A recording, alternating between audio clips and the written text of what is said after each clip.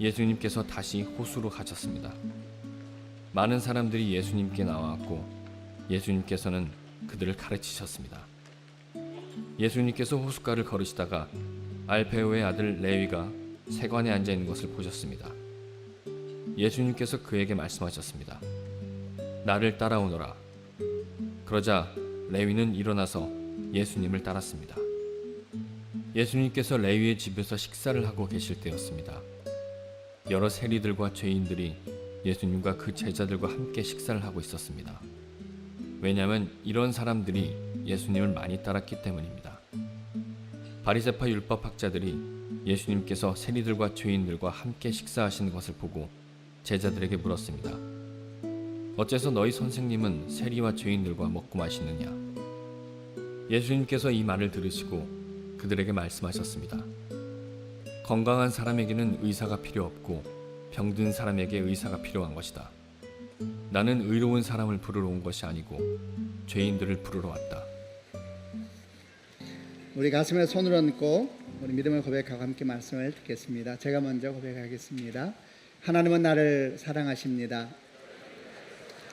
나는 그 사랑 안에 있습니다. 하나님은 오늘 나에게 말씀하실 것입니다. 그 말씀에 능력이 있습니다.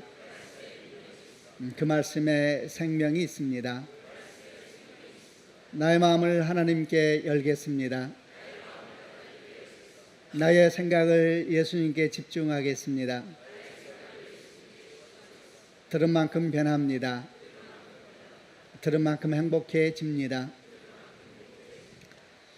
오늘 우리가 묵상하려고 하는 마가복음 2장 13절부터 17절 본문의 내용의 상황은 예수님께서 가버나움에 머무시면서 사역을 하실 때 있었던 일들을 기록한 겁니다. 주님께서 가버나움에 있는 갈릴리 호숫가 주변을 걷고 계실 때에 마침 가버나움 세관에서 일하고 있는 알페오 아들 레위라고 하는 사람을 보게 됩니다. 세관에서 일하고 있었던 이야기는 이 사람의 직업이 세리였다는 것을 말해 주는 겁니다.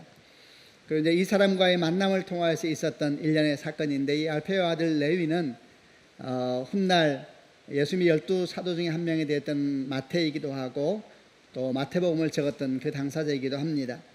같은 내용을 기록하고 있는 마태복음 9장을 보게 되면 이 사람이 마태라는 것이 잘 기록이 되어 있습니다. 그래서 이 마태 또는 레위라는 이름을 어떻게 이해할 것인가 생각할 때 어떤 사람은 아마도 마태의 또 다른 이름이 레위가 아니었겠느냐 이렇게 말하고, 또 이런 이름을 볼 때 아마도 마태는 레위인이었을 것이다 이렇게 보기도 합니다. 왜냐하면 당시에 레위란 이름을 가진 사람은 거의 다 레위인이었기 때문에 이 사람이 레위란 이름을 가지고 보니까 레위인이었을 것이라고 생각하는 것은 그렇게 이상한 생각은 아닙니다. 여기에 초점은 마태의 직업인데 이 사람의 직업이 그때 유대인들이 경멸하고 멸시하였던 세리였습니다. 그런데 만약에 마태가 그의 이름 레위란 이름처럼 레위인으로서 세리였다면 아마 그는 다른 세리들보다 더 멸시 대상이 되고 더 경멸의 대상이 됐을 겁니다. 왜냐하면 성전을 섬기고 민족을 섬기도록 부름받은 것이 레위 족속인데 그가 로마의 수족이 되어서 일하고 있다는 것은 더욱더 사람들에게 멸시와 경멸의 대상이 될 수밖에 없었을 것이고, 이런 일련의 묵상은 대단히 설득력이 있는 묵상이기도 합니다. 근데 주님께서 이런 마태를 제자로 부르신 겁니다.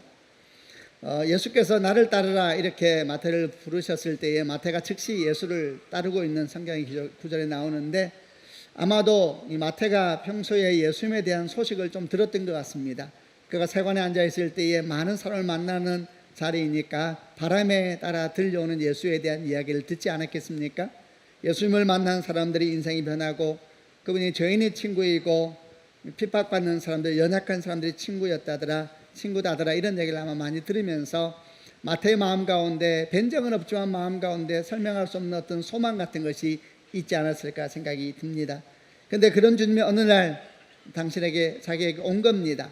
와서 나를 따르라 말씀하실 때에 마태는 너무너무 기뻤을 것이고 즉시 일어나서 예수를 따르는 이런 상황이 전개되게 됩니다. 일이 얼마나 기뻤든지 마태가 어떤 일을 하냐면 너무 기뻐서 예수님과 제자들을 집으로 초청해서 작은 잔치를 열게 됩니다. 마태의 집에서 열리는 식사는, 이런 식사의 자리는 단순히 식사라기보다는 마태가 아주 기뻐하면서 마련한 작은 잔치였다 이렇게 이해하는 것이 좀 더 상황 이해에 도움이 됩니다.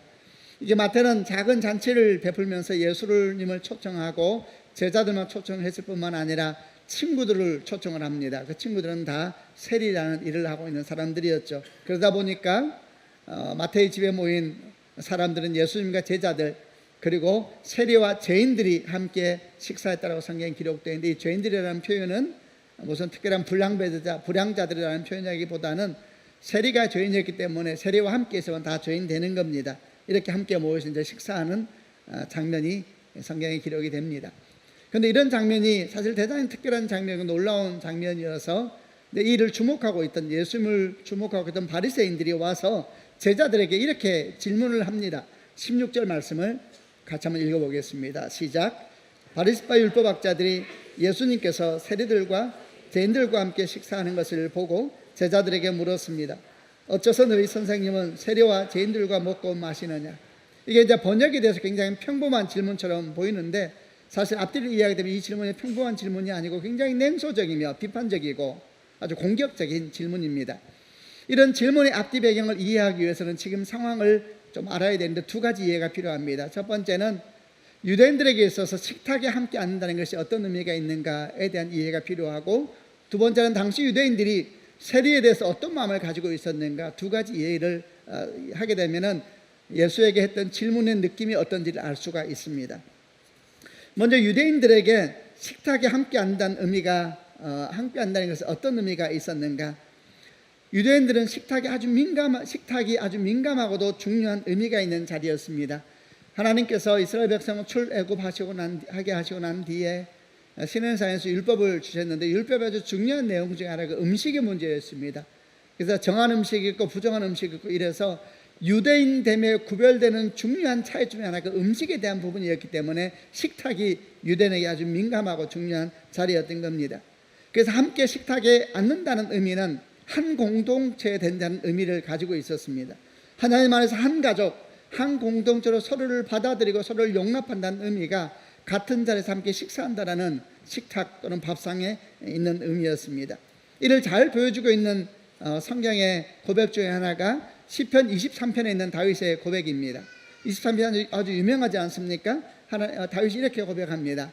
여호와는 나의 목자시니 내가 부족함이 없으리로다. 이렇게 쭉 고백을 해나가다가 5절에 가서 이렇게 고백하지요. 주께서 내 원수의 목전에서 내게 상을 차려주시고 기름을 내 머리에 부으셨으니 내 잔이 넘치나이다. 이렇게 하면서 내 원수의 목전에서 내게 상을 차려주시고 이랬는데요, 쉬운 성경을 어떻게 번역하고 있냐 하면은 주님께서 원수들이 보는 앞에서 내게 식탁을 차려주십니다. 이렇게 번역을 합니다.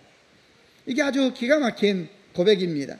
주께서 원수들이 보는 앞에서 내게 식탁을 차려주십니다. 지금 다윗은 이렇게 고백하는 말미암아 원수들에게 분명한 메시지를 주고 있는 것입니다. 자기가 얼마나 특별한 존재인지, 자기가 하나님과 같은 식탁에 앉는 특별한 존재라는 것을 원수들에게, 사단에게 말하고 있는 겁니다. 이 식탁에 앉는 얘기는 그냥 어디 지나가다 식당에 들어가서 같은 테이블에 앉는 의미가 아니고, 집에서 정성껏 준비되고 편하게 앉아 먹는 밥상머리, 밥상은 가족들이 앉는 곳이죠. 이런 밥상머리를 생각하면 됩니다. 이렇게 다윗이 고백하는 말미암아 사단을 향하여서 자기가 얼마나 하나님 앞에 사랑받는 존재인지, 자기가 얼마나 주님 보시기에 특별하고 존귀한 존재인지를 함축적으로 함께 식탁에 앉는 모습을 통해서 표현하고 있는 겁니다. 그러므로 말미암아 원수들에게 나를 건들지 마라는 것입니다. 나를 건들지 마라. 내가 주 앞에 얼마나 정말 특별하고 주의 사랑을 받는 존재인지 아느냐, 이렇게 이야기하고 있는 것이죠. 이렇게 유대인들에게 식탁 또는 밥상이라는 것은 중요한 의미가 있었습니다. 그러다 보니까 아무하고나 같이 식탁에 안 앉았습니다. 앉더라도 함께 식사하지는 않았습니다. 같이 앉아 식사한다는 것은 같은 부류의 사람, 같은 공동체가 된다는 것을 의미하기 때문입니다. 그러므로 왕과 함께 식탁에 앉으면 왕 같은 사람이 되는 겁니다. 또 반대로 세리와 함께 식탁에 앉아서 먹게 되면 세리 같은 사람이 되는 겁니다.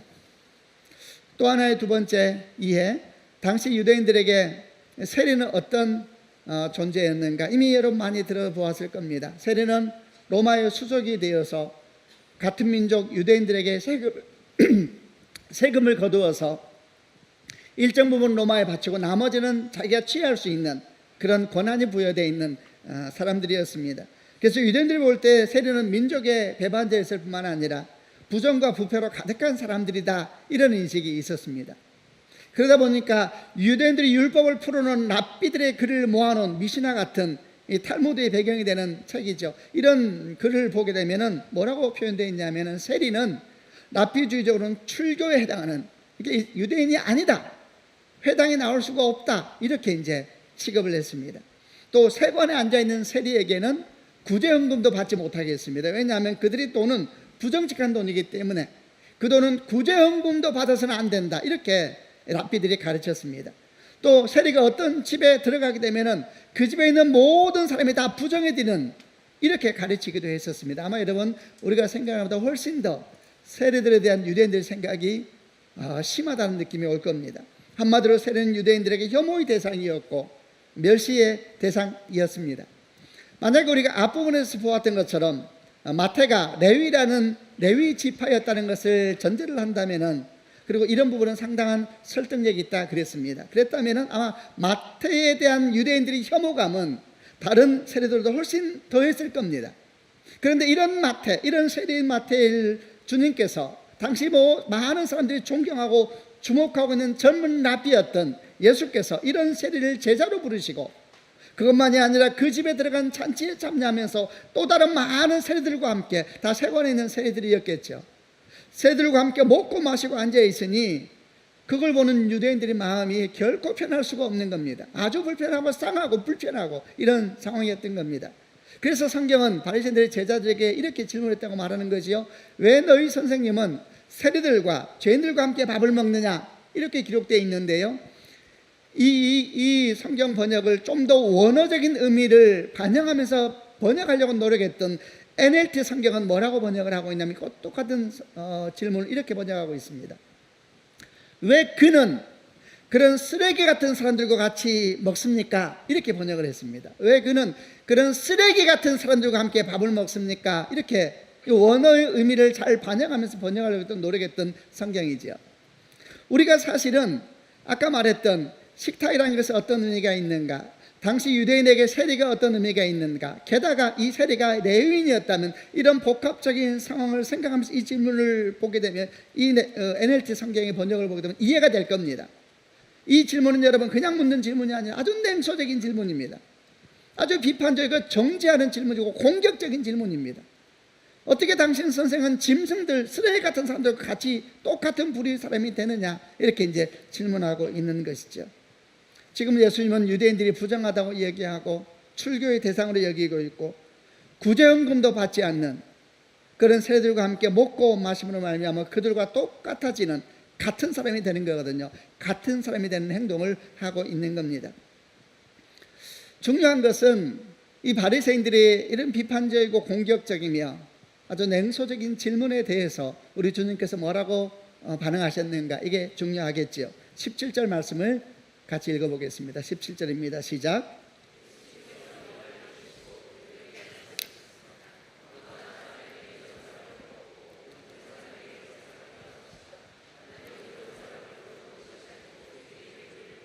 아주 유명한 말씀이죠. 건강한 사람에게는 의사가 필요 없고 병든 사람에게 의사가 필요한 것이다. 나는 의로운 사람을 부르러 온 것이 아니고 죄인들을 부르러 왔다. 이렇게 주님께서 말씀하셨습니다. 이 말씀으로부터 이제 오늘 묵상을 시작해 보려고 합니다. 누구에게 예수님이 필요한가? 여러분, 병든 자가 의사를 찾는 법입니다. 자신이 건강하다고 생각하면 그 사람은 결코 의사를 찾지 않을 겁니다.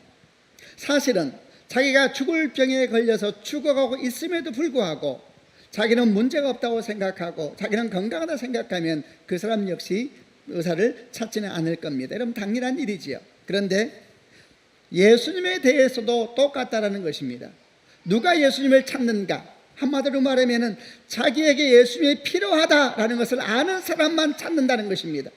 병든 자가 의사를 찾듯이 내 인생에 예수가 정말 필요하다, 내 인생에 예수가 없으면 나는 죽었구나, 예수가 인생에 필요하다는 것을 아는 사람이 예수를 찾는다는 것입니다.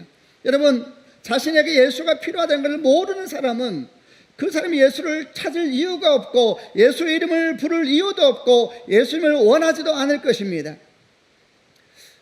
예수를 만나는데 무슨 조건이 있는가? 여러분, 예수 만나는데 조건 없습니다. 예수 이름을 부르는데 조건이 있는가? 조건이 없습니다. 누구든지 주님의 이름을 부를 수가 있고 누구든지 주를 만날 수가 있습니다. 요한복음 7장 37절 38절 말씀에 누구든지 목마르거든 내게로 와서 마시라. 나를 믿는 자는 성경의 이름과 같이 그 배에서 생수강이 흘러나리라. 이렇게 주께서 말씀하셨습니다. 사도행전 2장 21절에 누구든지 주의 이름을 부르는 자는 구원을 받으리라. 요한복음 10장 9절에 나는 문이니 누구든지 나로 말미암아 들어가면 구원을 받고 들어가면 나오면 꼴을 얻으리라 그랬습니다. 누구든지, 여러분, 누구든지 주 앞에 나아갈 수가 있습니다. 누구든지 주의 이름을 부를 수 있습니다. 아멘이지요. 여러분, 누구든지 할 수가 있는 겁니다. 어린아이들도 노인들도 주께 나아갈 수 있습니다. 병든 자도 건강한 자도 주께 나아갈 수 있습니다. 높은 자도 낮은 자도, 세리도 바리새인도 주께 나아갈 수가 있습니다. 도둑도 사기꾼도 주께 나아갈 수가 있습니다. 동성애자도 이성애자도 짐승애자도, 여러분, 누구든지 주의 이름을 부르고 주께 나아갈 수가 있는 것입니다. 여러분, 주께 나아갈 때 어떤 제한도 없습니다. 그러나 누구든지 주의 이름을 부를 수 있고 주를 만날 수 있지만은 자기에게 예수가 필요하다는 것을 모르는 사람은 예수를 찾지 않는 것입니다. 누구든지 주의 이름을 부르고 구원받을 수 있지만은 자기에게 예수가 필요하다는 걸 모르는 사람, 내가 구원받아야 될 이유를 모르는 사람은 예수 이름을 부르지도 않고 예수 이름을 찾지도 않는 것입니다. 그러면 이제 질문을 이렇게 해볼 수가 있습니다. 그럼 누가 예수님이 자신에게 필요하다는 사실을 아는가? 누가 예수님이 내 인생에 정말 필요하다라는 것을 알 것인가? 이 질문을 묵상해 보기 위해서 예수님이란 단어 대신에 구원이라는 말을 넣어서 설명해 보려고 합니다. 예수께서 구원자이시니까 결국 같은 의미입니다. 누가 자신에게 구원이 필요하다는 것을 아는가? 구원이 필요하다는 것을 아는 사람은 예수를 찾을 것입니다. 누가 자기에게 구원이 필요하다는 것을 아는가?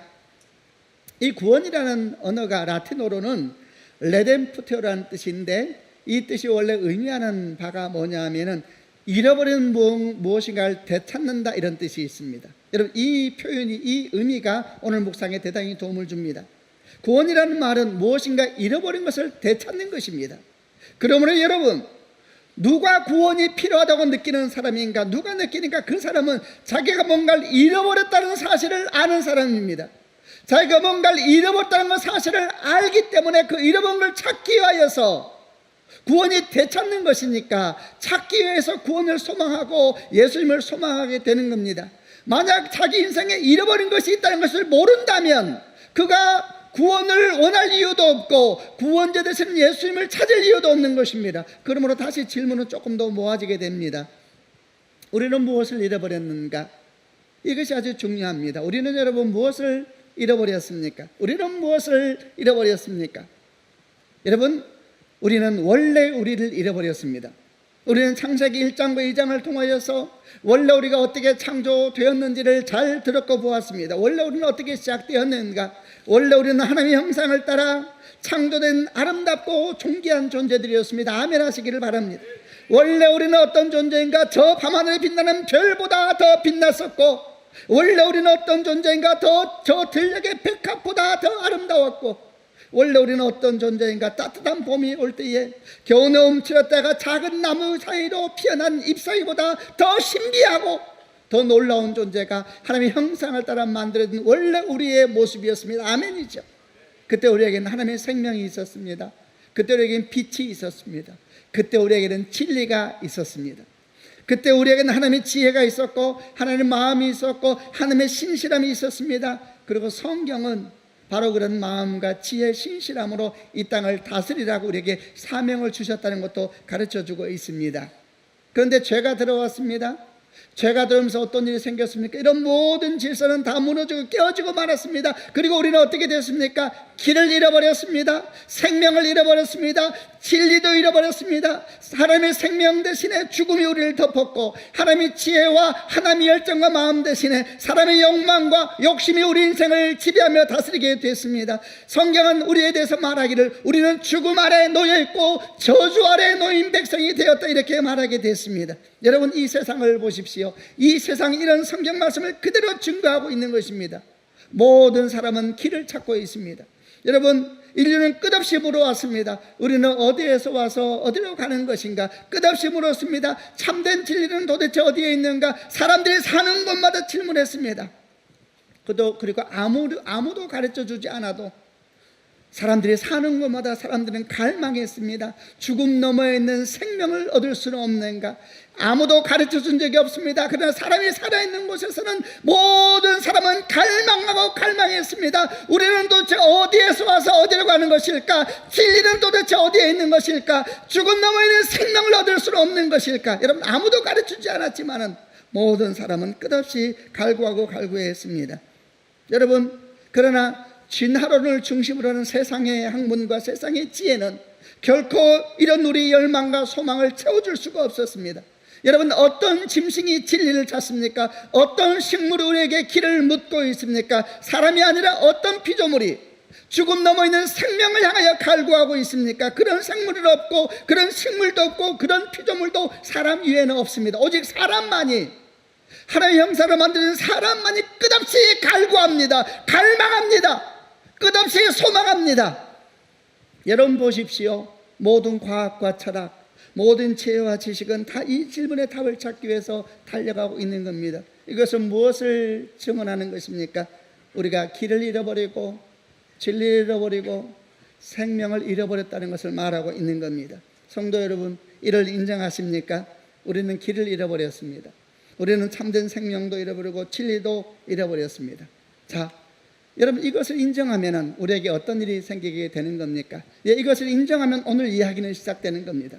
그러나 동시에 여러분, 이것을 인정하면 그러면 이제 우리는 복음을 받아들일 수 있는 가난한 마음이 된 것인가?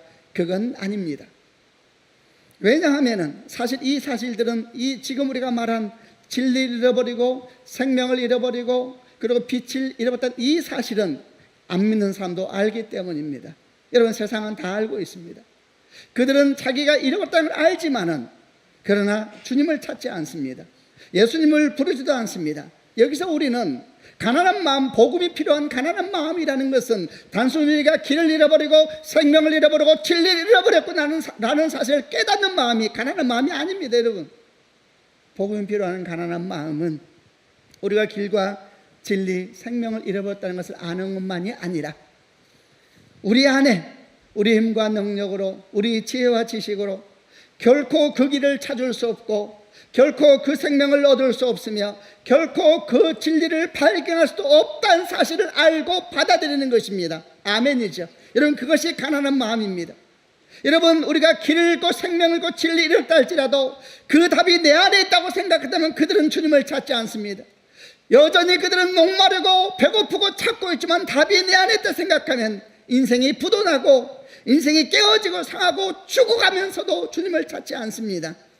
여러분, 결국 우리에게 필요한 마음은 어떤 마음입니까? 두 가지입니다. 첫째, 우리는 길을 잃었다, 생명을 잃었고 진리를 잃었다는 것을 받아들이는 것입니다. 그리고 두 번째, 우리 안에 그 해답이 없다는 것도 받아들이는 것입니다. 여러분, 이 두 가지를 받아들인다면 그 마음이 바로 가난한 마음이요, 깨어진 마음이요, 애통하는 마음이고 통회하는 마음인 것입니다. 그리고 그 깨어진 마음, 그 깨어진 틈으로 복음이 흘러 들어오게 되는 것입니다. 여러분, 이런 축복을 주님의 이름으로 축원합니다. 마태복음 5장 3절 말씀에 심령이 가난한 자는 복이 있나니 천국이 저희 것입니다. 애통하는 자는 복이 있는 저희가 위로를 받을 것입니다. 깨어진 마음, 상한 마음, 이 가난한 마음, 그 깨어진 틈으로 복음은 강물처럼 흘러 들어와서 우리 인생을 넉넉하게 채우게 될 줄로 믿습니다. 자, 그럼 이런 전제를 가지고 오늘 본문에 나오는 세리마태와 바리새인 얘기를 해보려고 합니다. 자, 세리마태와 바리새인은 어떤 사람인가?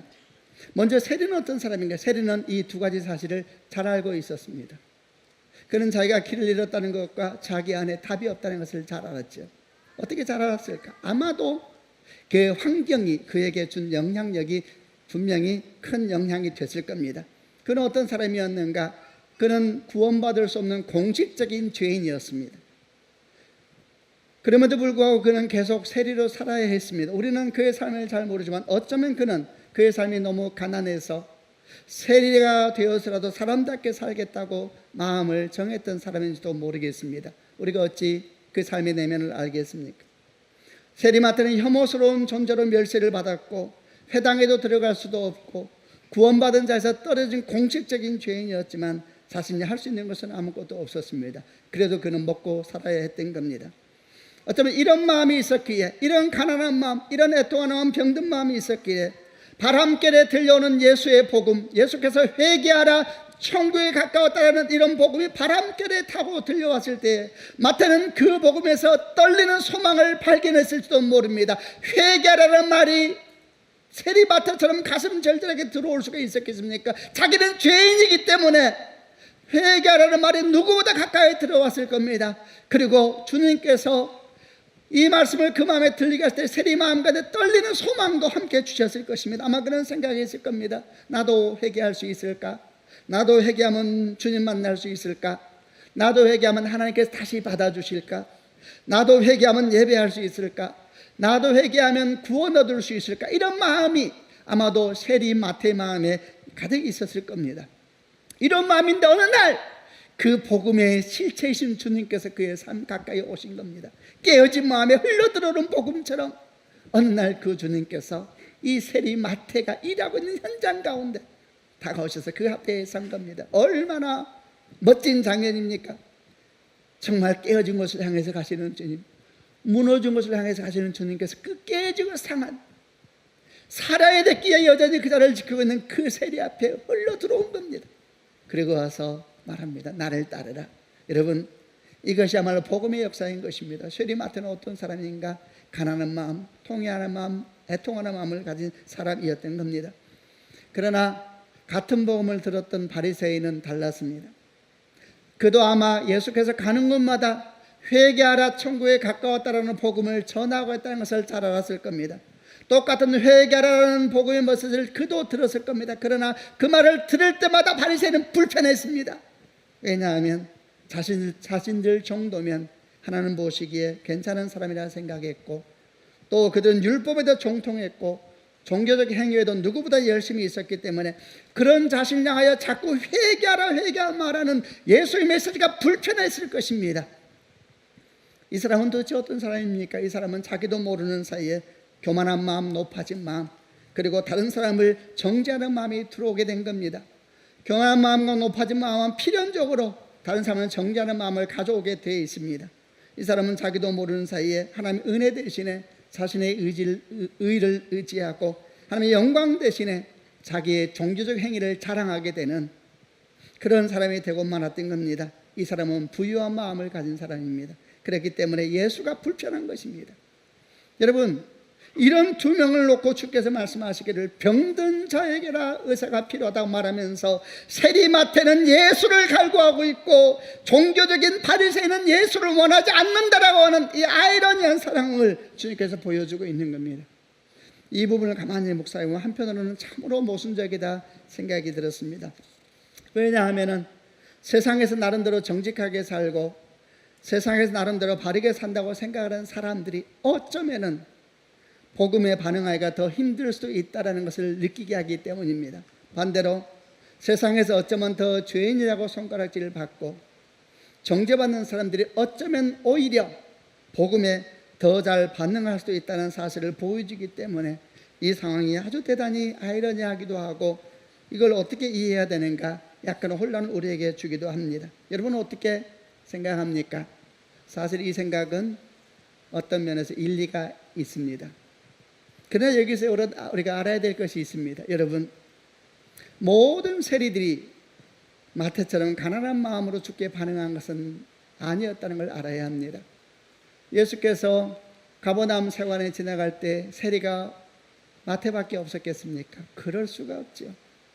그러나 주님은 깨어지고 상한 마음을 가졌던 마태에게 흘러가셨습니다. 모든 세리가 다 마태처럼 가난한 마음으로 주께 반응한 것은 아니었던 겁니다.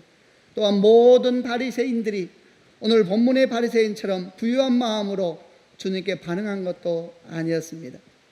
아마도 어떤 세리는 마태처럼 사람들의 정죄와 멸시 속에서 가난하고 깨어진 마음으로 주를 소망하는 것이 아니라 분노와 냉소를 마음 가운데 쌓아갈 수도 있을 겁니다. 반대로 어떤 바리새인은 자기가 말씀을 잘 알고 다른 사람보다 종교적으로 더 성실하다는 걸 생각하면서도 그럼에도 불구하고 혹시 자기가 가난한 마음과 애통한 마음을 잃어버릴까 봐 몸부림치면서 살았던 바리새인들도 있었을지 모릅니다. 성경은 많은 사람을 보여주기 때문입니다. 여기서 중요한 것은 세리 자리에 있던 바리새인의 자리에 있던 가난한 마음, 애통하는 마음, 통회하는 마음을 잃지 않고 해서 몸부림쳐야 한다는 것입니다. 왜냐하면 그거 잃으면 다 잃는 것이기 때문입니다. 사랑하는 성도 여러분, 우리 주 예수 그리스도의 이름으로 축복합니다. 혹시 여러분 삶이 세리처럼 고단하고 억울한 대접을 받기도 하고 멸시를 받는다 하더라도 여러분 내면에 분노와 냉소를 쌓아가지 말고 가난한 마음과 애통하는 마음, 겸손한 마음을 쌓아가는 인생이 되시기를 바랍니다. 혹시 여러분이 주의 은총으로 말씀을 깊이 깨닫고 기도에 성숙이 있고 또 다른 사람보다 수고하고 헌신하고 살고 있다면 주께 감사하시되 깨어 있어서 그것을 자기 자랑이나 자기 영광으로 삼지 말고 항상 겸손한 마음으로 가난한 마음을 채워가는 인생이 되기를 우리 주 예수 그리스도 이름으로 축원합니다. 그럴 때 우리는 세리의 자리에 있던 바리새인의 자리에 있던 우리 주 예수 앞에서 다시 만나게 될 겁니다. 그럴 때 우리는 낮은 자의 자리에 있던 높은 자의 자리에 있던 함께하는 영광을 보게 될 것이고 하나님 인자로 가득한 인생을 살게 될 겁니다.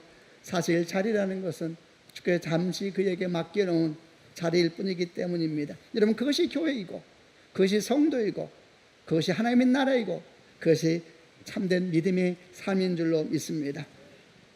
자, 이제 그럼 우리는 다 끝난 것인가?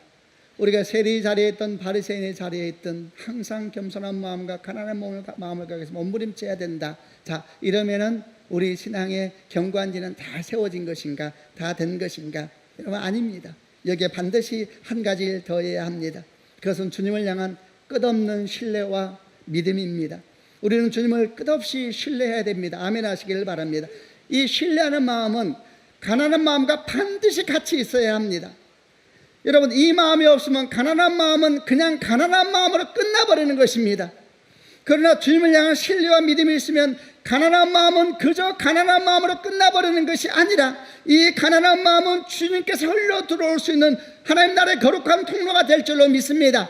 그러므로 우리는 가난한 마음을 가져야 될 뿐만 아니라 주를 신뢰하는 마음을 항상 같이 가지고 있어야 되는 것입니다. 여러분, 주님이 오실 것입니다. 주님이 오셔서 우리 삶을 회복하여 주실 것입니다. 주님이 오셔서 우리 삶을 완성하여 주실 것입니다. 주님이 오셔서 우리가 바리새인의 삶을 살고 있던 세리의 삶을 살고 있던 두렵고 떨리는 마음으로 우리 구원을 이루어간다면 주께서 우리 인생을 완성하여 주실 것입니다. 주님께서 우리 인생을 새롭게 해 주실 것입니다. 우리 삶이 오늘 지치고 피곤하고 지친다 하더라도 상하였다 하더라도 그런 마음 속에서 냉소와 비난의 마음을 쌓지 않고 가난한 마음을 쌓아가면서 주를 신뢰한다면 그분이 오셔서 그분이 마침내 선한 역사를 이루시게 될 줄로 믿습니다. 지난 2주 동안 제 마음을 가득 채웠던 찬양의 한 곡이 있었습니다. 그 가사와 리듬이 아침부터 저녁까지 저의 마음을 채우고 제 마음에서 계속 맴돌았습니다. 그 가사가 너무 좋았고 그 가사를 쓴 사람 마음이 느껴져서 더 그랬습니다. 그 가사를 쓴 사람은 본회포라고 하는 신실한 주의 종이요 신학자였습니다.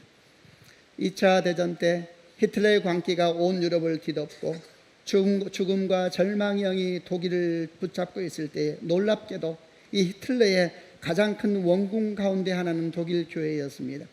당시 독일 교회는 히틀러를 민족의 구세주로 보았고 그들은 히틀러의 사탄적 광기에 종교적인 정당성을 붙여주었습니다. 예수님을 십자가에 못 박은 유대인을 없애야 된다는 사탄적 광기를 마치 주님을 위한 일처럼 동의해 준 겁니다. 독일 역사상 최악의 범죄였습니다. 독일 교회는 복음의 정면으로 역행하면서 복음을 부르짖고 있었습니다. 이때 독일 교회의 양심을 붙잡으면서 주 앞에 서 있었던 신실한 사람들이 있었습니다. 그리고 그 중심에는 30대 후반에 총만 맞는 신학자여 신실한 목사였던 본회포가 있었습니다. 그는 미국에 안전하게 피해 있을 수 있었지만은 민족 교회와 함께 고통받기 위하여서 독일로 돌아갔습니다. 그리고 히틀러 암살 음모에 함께 함으로 말미암아 체포되어 39세의 젊은 나이에 감옥에서 처형을 당했습니다. 그가 처형을 얼마 남기지 않고 자신에게 죽음이 다가왔다는 사실을 안 상태에서 자신의 사랑하는 약혼자에게 보낸 그 글이 2주 동안 제 마음을 채웠던 노래의 가사였습니다. 저는 그 가사 속에서 죽음까지도 빼앗을 수 없는 소망, 어떤 절망도 가져갈 수 없는 약속, 그 약속을 보았습니다. 비록 당시 독일은 절망과 어둠 비통함 속에 있었지만, 그리고 자신은 곧 죽음을 앞두고 있었지만, 여전히 주님은 선한 능력으로 함께 하시고 마침내 주님은 오셔서 모든 걸 회복하실 것입니다라는 고백이 절절하게 그의 글에 있었습니다. 여러분, 구원은 날마다 경험되어야 되는 것입니다.